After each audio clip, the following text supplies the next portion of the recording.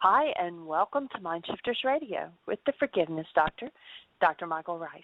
I'm Jeanie Ryce, your co-host, along with Dr. Tim Hayes, and we welcome you to the show. Today is Monday, November the 30th, 2015, and their call-in number is 646-200-4169. Press 1, and that puts you in queue to talk to us, and we would love to hear your comments and your questions because that makes this your show. And we also have a special guest with us today and a special program which Michael will introduce. And so Gail is already turned on, so let's welcome Michael. Thank you, dear heart, and welcome everyone to the show. We're honored and blessed that you're with us today. Much appreciation. And we're going to take this week and we're going to be looking at the correlation between the forgiveness process from the first century Aramaic and 12-step traditions. And we've invited several people. Gail will be starting off with us today and introducing us to some of the history of the 12-step traditions and our vision for this week. We're going to carry this conversation on all week, and I've invited several people to call in and to share some thoughts with us. But our vision is that we create a space of support for anyone who has ever had or has any challenges in the arena of alcohol, drugs, or any form of addiction, and especially with holiday time coming up. It's a time that, for many people, drives them to drink. And so we're here to create a space of healing and support, and we'd love to have your input. And so, Jeanie, thanks for that introduction, and we'll just say hello to Gail and see what Gail has on her mind to begin our conversation around the 12 steps and first century Aramaic forgiveness. Gail, welcome. Thank you. What an honor and a privilege. Thank you so much for inviting me to do this. Well, we're delighted and we're honored. And, you know, when you were at Heartland this summer, you shared a lot of information about the 12-step program and in particular some of how it correlates and perhaps some Aramaic links. And so I'd love to hear more about it. And again, we want to really inspire and create a space for people to look for support and to dig in and do their work of healing around especially the holidays when many family traditions lead into the same patterns of abuse and trauma around the holidays. So we're delighted you're here. Welcome. Absolutely. I'll start out with my history with you first, and then I'll talk about my 12-step history, and then I'll go into AA history and how 12 steps came into being. Cool. I was introduced to you not this past September, but the September before last via Dale Allen Hoffman. I was out at Mountain Light Sanctuary during a retreat, and he talked about you. And 2 weeks after I left North Carolina from that retreat, I looked in my notes and I found you, and I looked you up online and explored the website and immediately started to read the book, Why Is This Happening to Me Again? And decided when you asked Richard at the end of the book, do you want to go into the desert for 40 days? I made that commitment as well and started doing worksheets on my own and listening to the show. So my year anniversary of listening to you and Dr. Tim and Jeanie on the radio show, what came up a year, November 1st, and that was huge. Was able to look at the growth, and then of course I attended the intensive in Florida and was in Heartland this summer as well. So lots of changes for me personally, and it's just it's amazing. I'm very grateful. Have a lot of gratitude, and it's just been an honor and a blessing to be able to finally find you and to finally be able to start doing this work. So it's very much an honor to be on the radio show today. Cool. Delighted, and I'll just throw out the thought that if anyone, as the conversation unfolds, has any thoughts to add, we'll just maybe from time to time break in and let someone else just share something of their experience, and we'll just unfold this conversation. I understand you're going to be with us today, tomorrow, and Wednesday to be able to share, and we've invited several other people with a 12-step history as well. Absolutely, and I'll be able to be on Thursday and Friday as well, too, this week. Oh, awesome. That's the way it's working out, too, so I'll just be listening and see what everybody else has to offer as well. I look forward to that. Great. As far as personal addiction history, I believe that I was born an alcoholic. I remember my first drink at 5. I remember I liked the effect, and that's what makes an alcoholic an alcoholic is the effect that alcohol has on the body. I had some things happen to me as a teenager, and my drinking got a lot worse in order to get away from not having to feel those things. I also know, as being an alcoholic, I always felt like I was on the outside looking in. I never felt comfortable in my own skin. And when I discovered alcohol, the clouds parted, the angels sang, the butterflies flew, and I finally found a solution to feeling comfortable in my own skin. And then it got to the place where the consequences of my drinking were worse than being able to be comfortable in my own skin. So I had to look at stopping, and then I discovered 12 steps. I was actually introduced to 12-step groups when I was 21, and I was actually on a date. I was dating a man that got out of treatment. He got 3 DUIs, and he just got out of treatment, and I had a driver's license. He didn't, and so he took me to an open meeting, and I loved it. I fell in love with the meetings. I fell in love with the whole being able to choose your own higher power, but I wasn't ready to let go of the alcohol at that time. And so basically I was introduced at 21. I went to Al-Anon because his drinking was worse, and I didn't get sober until I was 32. And I was about ready to lose my children. And so that was the consequences. And then I did what we all do when we get into 12-step programs, and we have to stay sober and, work the steps with a sponsor. And one of the challenges for me was that I needed to know that there was more to the 12 steps than just somebody from 1935 just writing something down and saying, hey, do this works.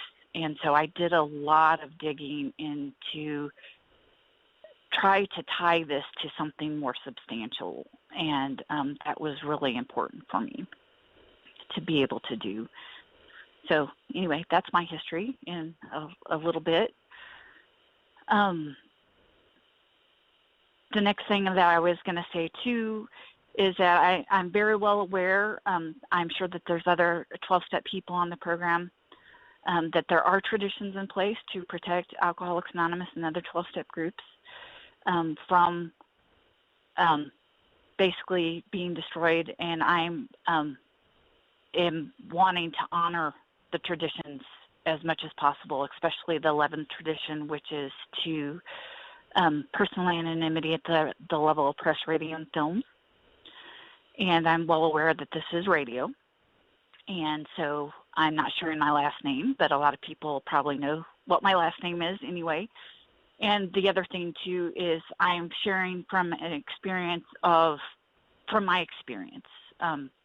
with the history and with the steps and with the traditions, hopefully not coming off as a spokesperson. I'm not trying to be a spokesperson for Alcoholics Anonymous at all, because if I drink tomorrow, then I do not want that to look poorly upon AA or any other 12-step group as well. So I just want to throw that out there. So any comments in between before we dive into AA history? Cool. No, I guess I would have a question about, did it really make you feel comfortable in your skin, or did it prohibit you from feeling in your skin? So that was better than the pain. That's my experience of all of the addictions, is that it's really, mostly an anesthetic, so I don't have to feel at all. I would say a combination of both, to tell you the truth. I guess cool. enough of an anesthetic I didn't have to feel, so I was more comfortable, which is probably what you said. So yeah, absolutely. And then it became, after I discovered alcohol, it became about the supply. How can I feel this way or not feel this way and continue to not feel this way and function. And it was all about the next drink or drug, and not spending the whole paycheck, or not ending up in bed with somebody that I didn't know, or, and I never ended up getting arrested for anything that was alcohol related anyway, but it, not getting in trouble and that kind of stuff. So it most definitely became a balance. Therefore, it was probably an 11-year struggle of trying to balance that, feeling better and not having to deal with consequences. Maybe even longer than that, actually, longer than 11 years. But okay. Well, we're doing good so far. Yeah, go for it. So, all right. Anyway, another thing that I'm afflicted with besides drug addiction is attention deficit disorder. I also deal with PTSD and severe depression, and that's a lot of the reasons why I drank was to control that and self-medicate that. And I heard a loud beep. Am I still on? You're loud and clear. Yes, you're coming through just fine. And okay, where was I?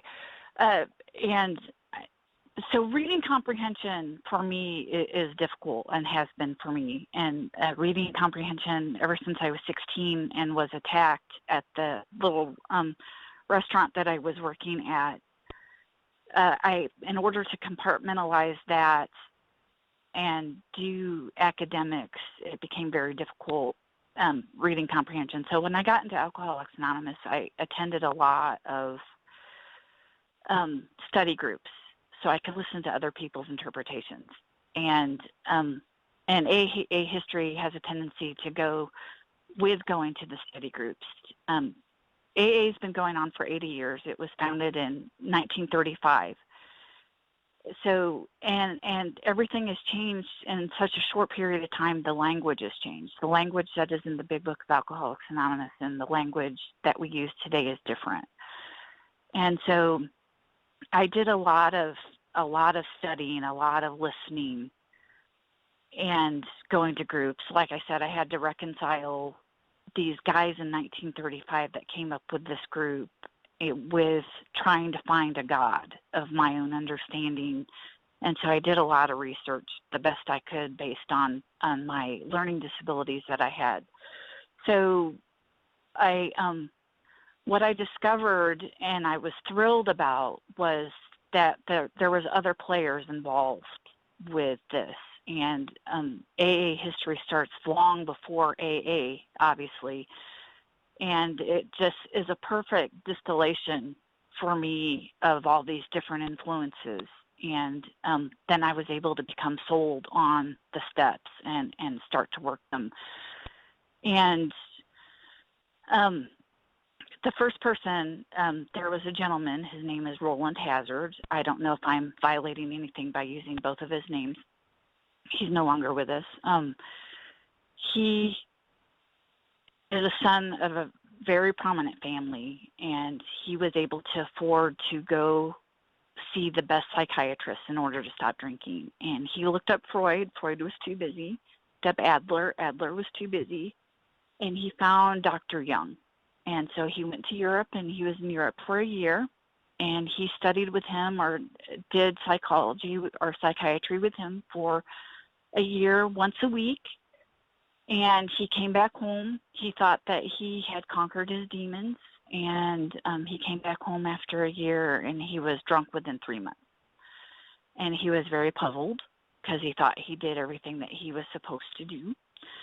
And he went back to Young, and Young told him about the spiritual experiences that he had experienced or had witnessed or had knew about through his research that people had to have in order to stay sober, in order to stop drinking. And he recommended that this young man do the same, that he find some sort of group where he could have the spiritual experience. And he found the spiritual experience by attending Oxford groups. And Oxford groups were set up by, I want to say, a Lutheran minister, and I'm not sure if they started in England or if they started in New York. I think he attended the ones in New York, and he had his spiritual experience, and he was able to stay sober. And so he started to recruit other gentlemen that had an alcohol problem in order to have these spiritual experiences deemed the 6 tenets of the Oxford group. And I don't know if I said it already, but the Oxford group practiced first century, second century Christianity.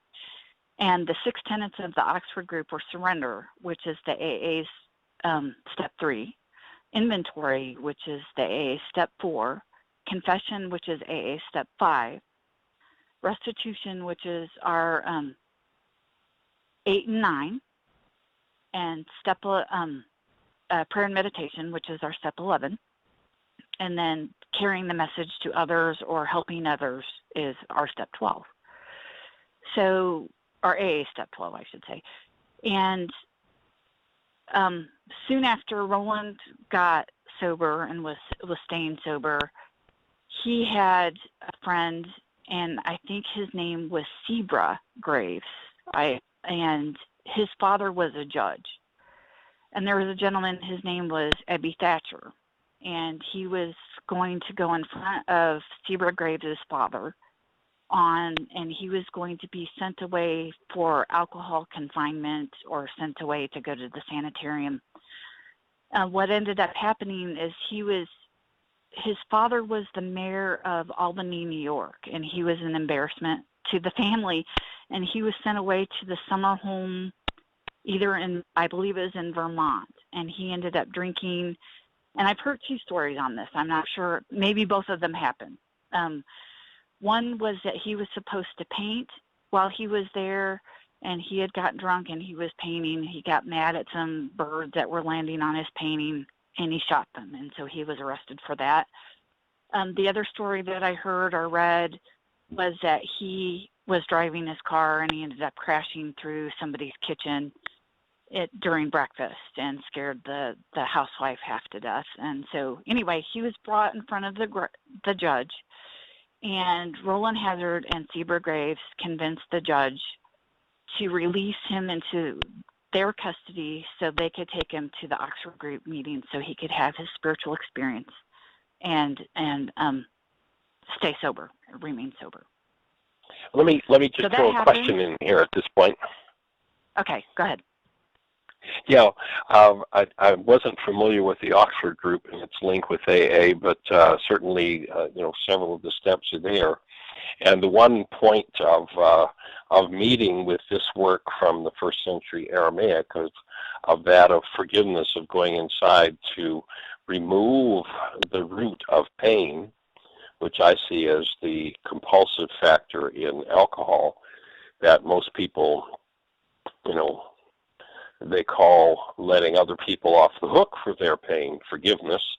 And so oftentimes your tradition becomes forgiving them or forgiving self, as opposed to being able to drop inside and remove what blocks one from experiencing themselves as they truly are, as love.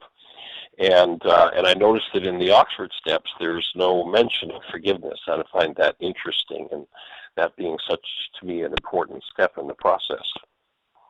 Absolutely. And I think me and you have discussed this before. I believe that the Oxford group was based out of the Greek. I think that would be, yeah, absolutely. And that was a lot of the things that I discovered, and we'll discuss him later, but Emmett Fox is a player this as well. And Emmett Fox, it says on the back of a lot of his books that he was, theologian, scientist, early founder of Alcoholics Anonymous, not founder, I'm sorry, early contributor to Alcoholics Anonymous. And there's a lot of influence in Bill Wilson's writing in the big book that I could correlate Emmett Fox's writing with Bill Wilson's writing as well. Right. And so I see my reading of Emmett Fox and well, I'm getting way off topic. I'll probably approach Emmett Fox later, but a lot of the stuff that I see with Emmett Fox's writing is he doesn't go deep enough like the Aramaic goes, and he left a real hunger for me to go deeper. He says, do this, but he doesn't say how to do this. And what I love and appreciate about the Aramaic is you demonstrate how to do this. You just don't say do this. You say this is how we do this. And that is such an important key in the whole process, isn't it? I know that there's lots of conversation in the Western world about forgiveness, but actually, what purports to be forgiveness, and it becomes a matter of pardoning substituted for forgiveness rather than the actual experience, where once one realizes that if they're in pain, it's because of something inside of them. It's not about forgiving anybody else or forgiving themselves, but rather it's about how to find the place inside that sources the pain that for most people cries out for an anesthetic. And I think we might have Dave Gilbert on the phone, and he may have a thought to contribute there. I know we had a conversation when he heard that we were going to be doing this, Gail. He had called me, and he's a gentleman who's been working with the Y tools for, I'm not even sure now, several years, and actually he's up with Dr. Tim's group in Chicago, and he's been helping us assemble a book which at some point we're going to get to a completion point on and make available with just all of the tools and all of the key thoughts. But Jeanie, is Dave there with his hand up? He is. David, you're on. Get to a completion point on and make Hello? Hey there, young man. How are you? Yeah, this is Dave. How are you? I'm doing wonderful. I am well. Welcome. I'm getting some beautiful feedback on You might want to mute the computer in the background. Yeah, and I'm saying now I've got it down. Well, good. Well, thanks a lot for the call in that's in. There's a lot of good information there. And I belong to a 12-step program. And I haven't found it necessary to take a drink or a drug since October 20th, 1994. And the thing about it was, I was the victim all my life, briefly, just real briefly, because I want to bring it up to love and forgiveness.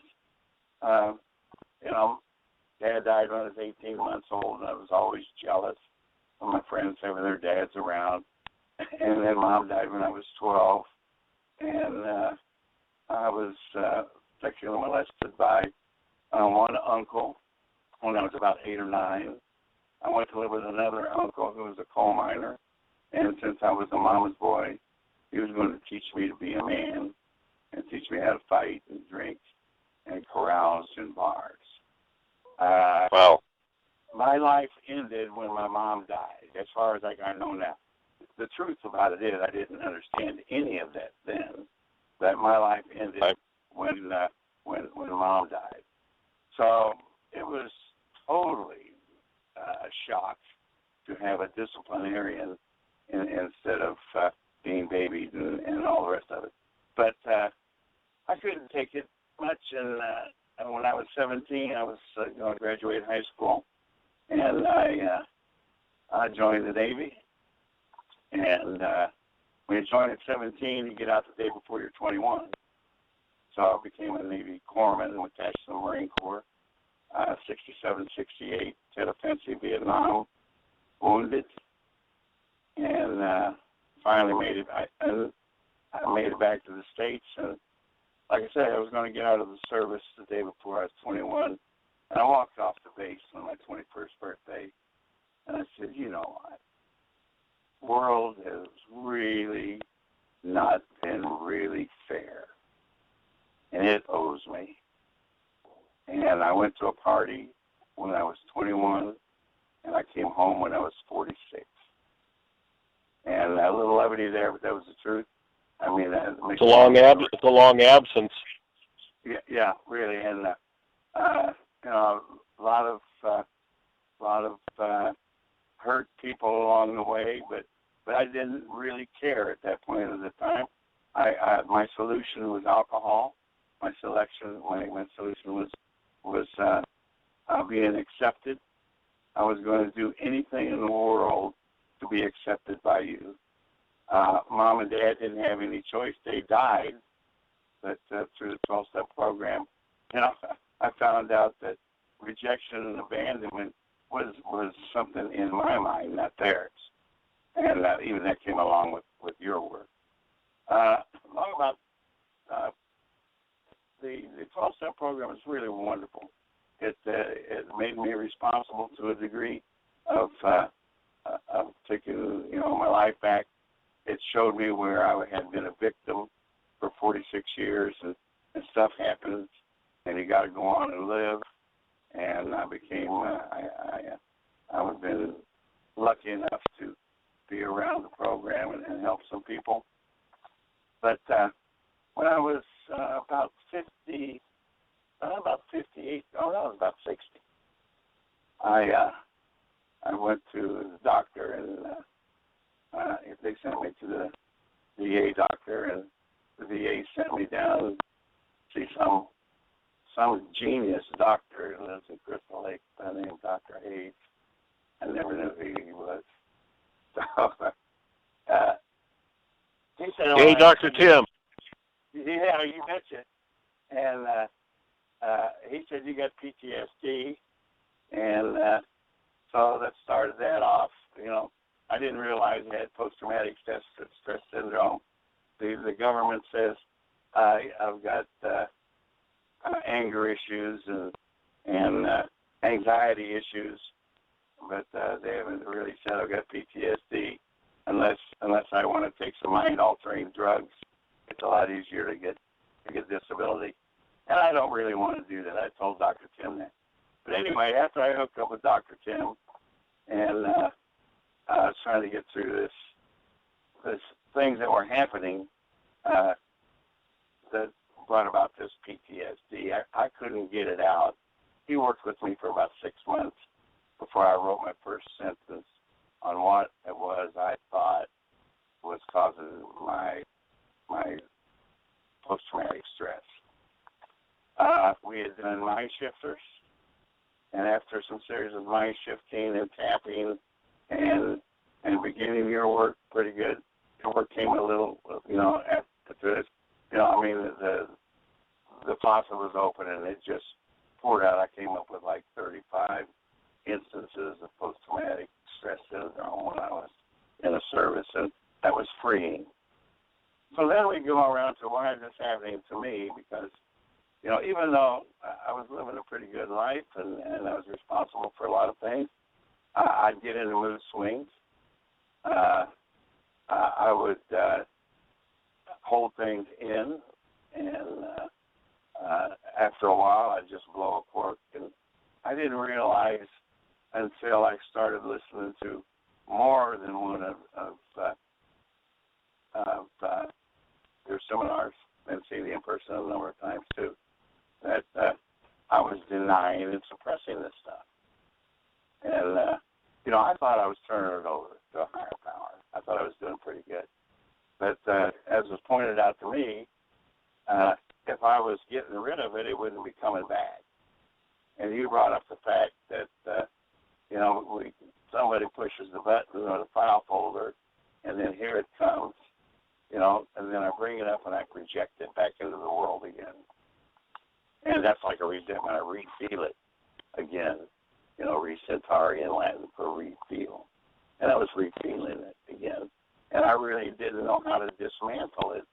And this is where you and Dr. Hayes and Jeanie and a whole bunch of them come into play here. And I was love and forgiveness. You know, it was all about forgiveness, and I didn't understand that. I thought I'd forgiven everybody. You know, steps 8 and 9 talk about in the 12-step program. You know, and 8, I'm not ready to go out and ask for forgiveness from other people. I need to start by forgiving them, and that's a process too. And so I had a lot of people that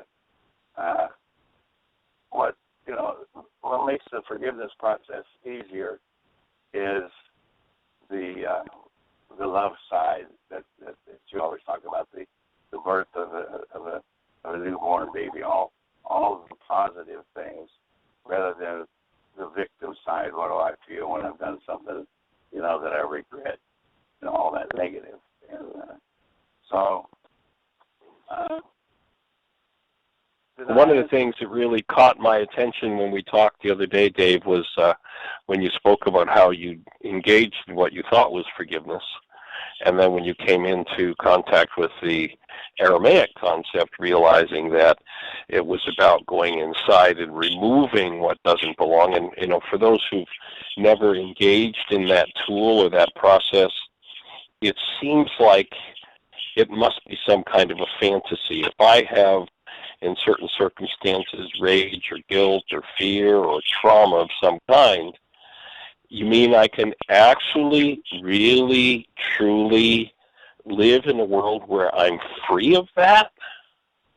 And of course, I can't live in a world where I'm free of that if I forgive you for it, or if I try to let myself off the hook for it. But when I engage in that first century Aramaic process, and I'm able to drop into the part of my own mind that holds that pain. And this is the point that I really want to focus here with this week in talking to people who are looking at family dynamics with the holidays coming up and such, is that, if I've lived for 20 or 50 or 70 years and it's trauma time around the holidays, that I could actually go to a holiday gathering with those same people, and if I do my forgiveness work, I don't need to take my fear, my anger, my sadness, my grief, my rage with me. I can remove that, and I can be in the presence of those people and remember who they are, even if they don't.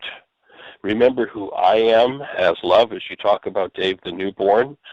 Remember who I am as love, and I can experience those family gatherings totally free of that trauma once I've engaged in the first century Aramaic forgiveness process. And if there's anybody who's listening that you say to yourself, well, I can't believe that's really possible, if you haven't engaged in the first century Aramaic forgiveness process, if you go to whyagain.org, and we offer this just as an augmentation to anybody who's in the 12-step program when you're talking about forgiveness, to recognize that the word forgive means remove. It doesn't mean let somebody off the hook.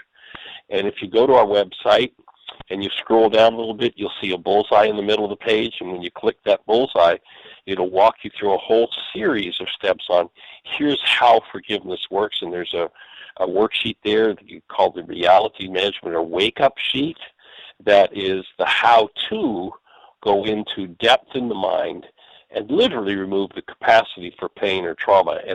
And that's what really I want to stress and offer support to people, that if you're heading into these holidays and you have some trepidation about family gatherings and such, start to work with that tool, and you can go to those family gatherings with no trauma whatsoever.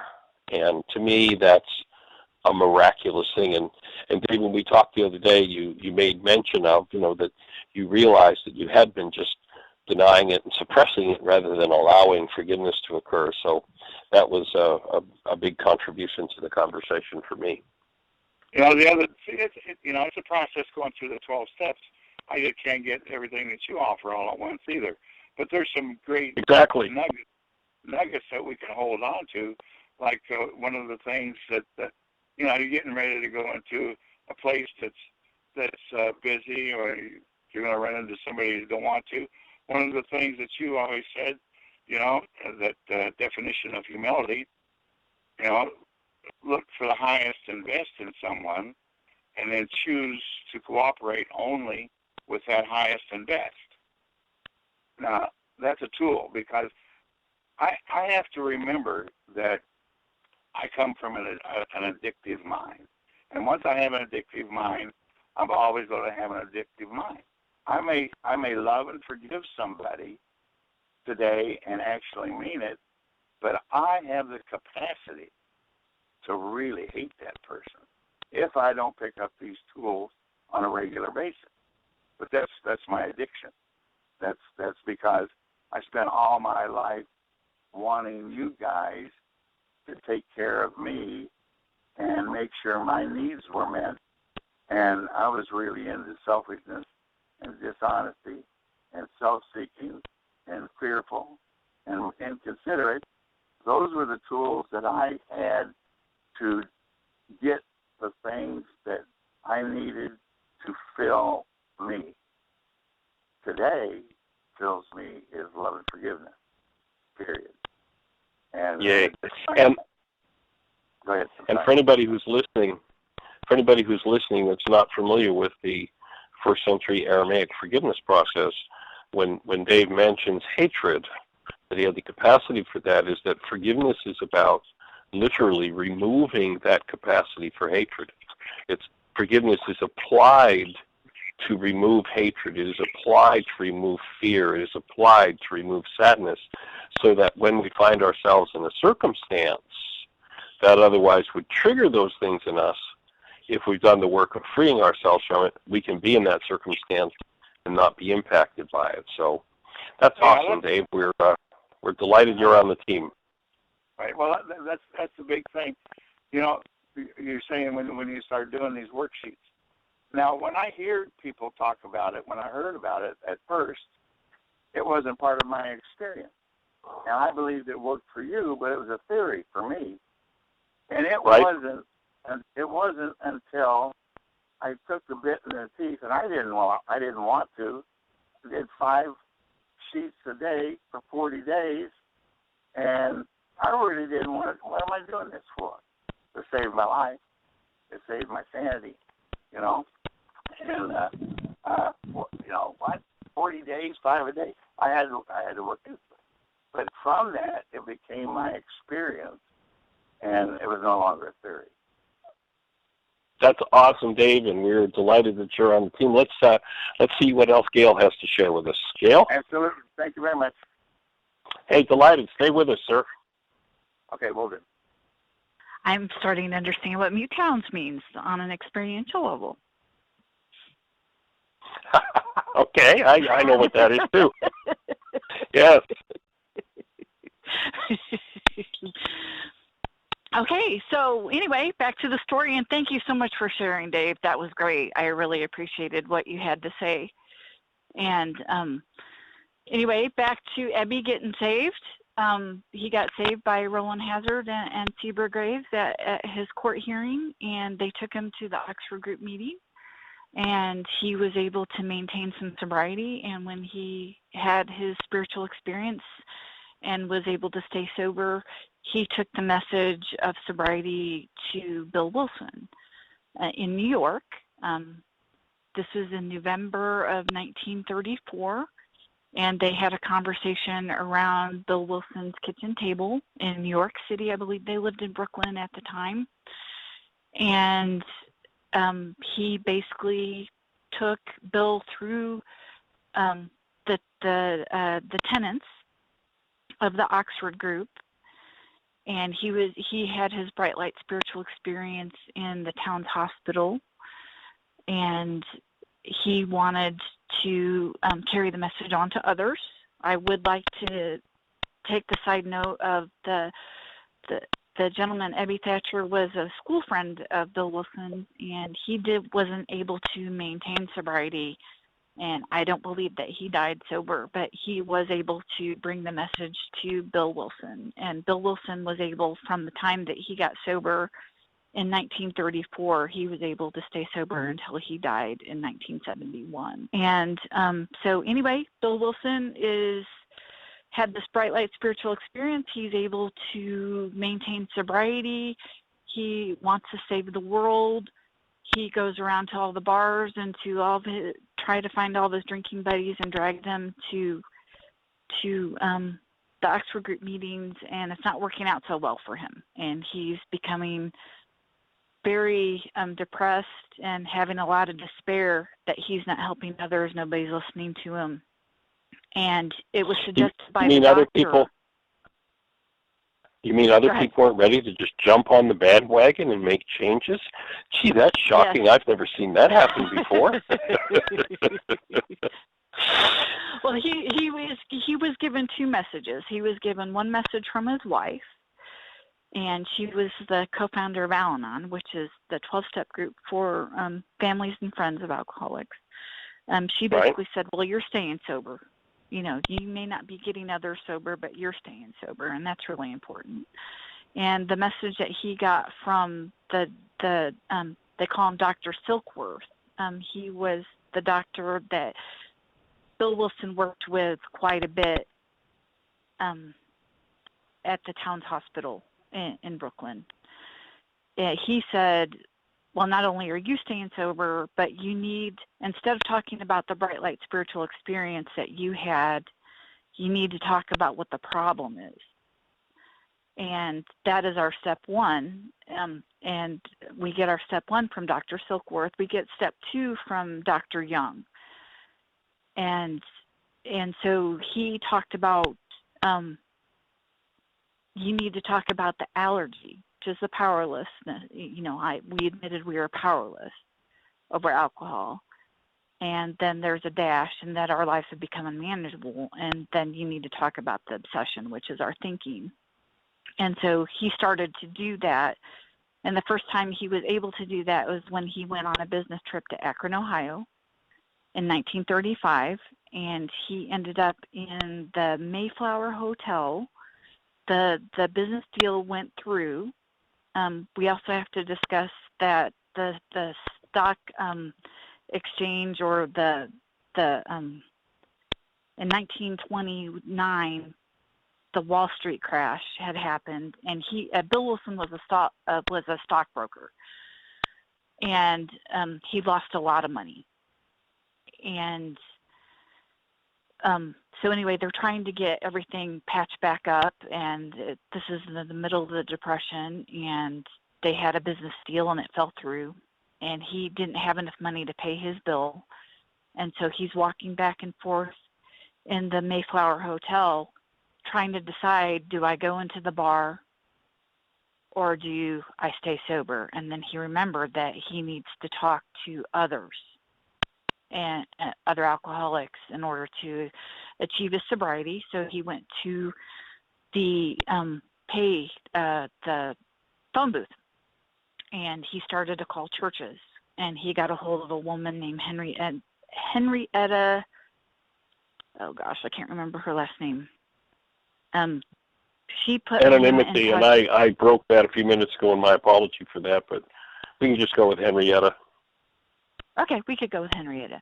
And she put him in touch with Dr. Bob. And he had his first conversation with somebody when he talked about his experience with drinking and what happened to him and how he felt, and he talked about the allergy, and he talked about his thinking, and he talked about his feelings, and he was able to relate. And they had this conversation on Mother's Day. Dr. Bob, after a lot of urging from his wife, said, I'm only giving this man 15 minutes of my time. And he ended up talking to Bill for 5 hours. And so they basically came up with a formula. The second founder, or the second member of Alcoholics Anonymous. Okay, cool. And so he talked to him. He didn't stay sober on Mother's Day. His sobriety date was June 10th of 1935, and that is also the anniversary date of Alcoholics Anonymous. Bill Wilson stayed with Dr. Bob, and then Dr. Bob had access to, I know I'm jumping around everywhere. Dr. Bob was actually a member of the Oxford group before he met Bill Wilson. but he didn't know about the allergy to alcohol, and he didn't know about the obsession of the mind. And so when he finally talked to somebody that was just like him and how to apply the Oxford Group tenets, then he was able to maintain sobriety after June 10th, 1935. So Bill Wilson stayed with him. Go ahead. He stayed with him and his wife until that fall, and then he returned back home to New York. Member number 3 was a gentleman named Bill Dotson. He was a lawyer, I believe, and the two of them went to the hospital that Dr. Bob worked at and did that same formula. They talked about their drinking. They didn't tell him what he should do, and then, he said, yeah, I'm an alcoholic. I want to do what you guys are doing. And so then they ran him through the tenets of the Oxford Group, and then the alcoholics started to attend Oxford Group meetings, and they started to call them the drunk squad of the Oxford Groups, because basically they would be in their own little corner, and they'd be smoking cigarettes and drinking coffee and talking about abstaining from alcohol. And so a decision was made to separate from the Oxford Group, start to write their own literature, because the word of mouth passing on was starting to change, and they wanted to keep it pure. They wanted to keep the message pure. And in the process of writing the big book of Alcoholics Anonymous, tenets grew into, the 6 tenets of the Oxford Group grew into the 12 steps. Cool, and it's interesting. I remember the first time that in Atlanta, this goes back about, 37 or 38 years ago, I had a small center in Atlanta, and we were doing things like raw food and that sort of thing, and there was a medical doctor from who was a cancer researcher and professor at Emory University that I began to work with. He began to study with me. And he had been in the AA tradition and was handling alcohol, but didn't quite get the forgiveness piece. And he started to work with me, and then he asked if I would work with some of his the people he sponsored, which I did. And I remember the first workshop that I did with them at my center, where we served hot water and had tea bags, and it was a no smoking space. And I remember the trepidation when you mentioned that they sat in the corner by themselves, smoking cigarettes and drinking coffee, and there wasn't a lot of receptivity at that point for recognizing that a switch of addictions had occurred, and that caffeine was an addictive substance, and that nicotine was extremely addictive. And so I remember, when you mentioned that with a smile, there was the medical doctor's name was Bill, incidentally or coincidentally, and we had many interesting conversations and good laughs about, he wasn't a coffee drinker nor a smoker, but about how much restlessness there was with that first group at my center, where we didn't serve coffee and there was no smoking. So, and of course we encourage people to, whenever there's a need for something that's addictive, to really reach for a worksheet instead and drop into the part of the mind that holds a compulsion, a need to prevent feelings by use of some substance or activity, and to use a worksheet instead with the willingness to drop into that part of the mind and remove it, forgive it, rather than have to anesthetize it. So anyway, he just Absolutely. kind of brought up a little a sweet, humorous space.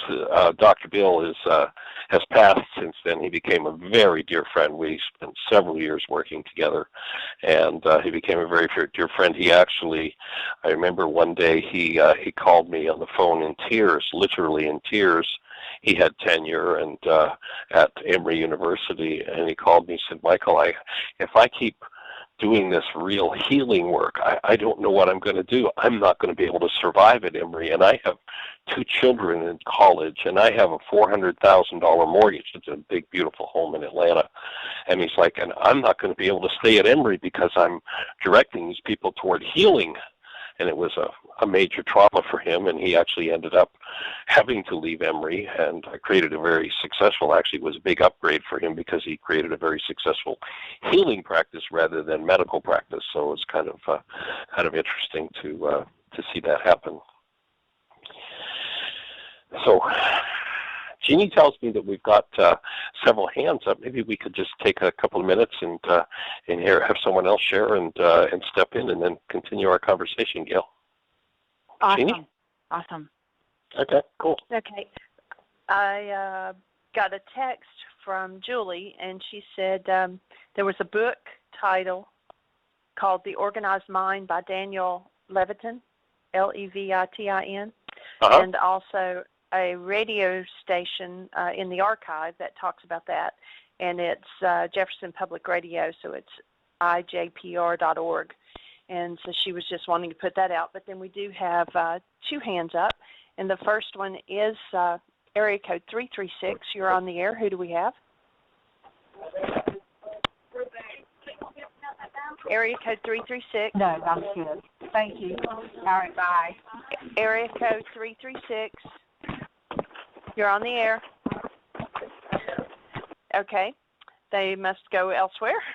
So the other one is Julie, I believe, area code 541. You're on the air.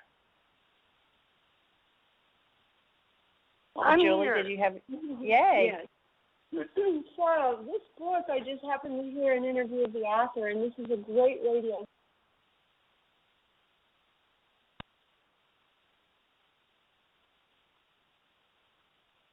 She just disappeared. Okay, so Okay. Dr. Tim, you're on, and we haven't heard from you yet. Hey there, young man. You've been mentioned. You've gotten your honorable mention. Something to share with us, Tim? Well, I'm just enjoying the recap of the history, and I'm looking forward to hearing more from Gail. This is an area I've worked a lot with people who are in the program, but I haven't studied it the way people like Gail and Dave have. So I'm learning and reviewing. Awesome. Cool. All right. Well, we've got about 6 minutes left. So let's go back to Gail and hear what else she has to share. So I basically got the history down. I mean, the rest is history, so to speak. Just how it got handed down, and it's obviously grown. And there's millions of people that have been able to maintain sobriety by working the steps and formulating meetings. And there's also like 250 other registered 12-step groups that, deal with everything from food addiction to sex addiction, gambling addiction, codependency, et cetera, et cetera. So obviously the steps work. My personal history is 3 years ago, I had an in-sobriety bottom to where I was really starting to look at there's got to be something deeper. There's just got to be something else. Because I was working the steps, I had a change in sponsorship and was working the steps again and just was not getting that relief. And I think that's what opened my eyes and started to really look for something else. And the Aramaic forgiveness process most definitely does that. That relief is there. That relief is instantaneous. And also it does remove it instead of like what Dave was saying earlier about okay, I feel like I've forgiven. I feel like I've worked the steps. I feel like I've asked God to remove these things, and I've gone to other people to ask for their forgiveness. The relief just isn't there. And I believe that bottom led to me finding you, finding Dale and then finding you, and starting to embrace this. Awesome.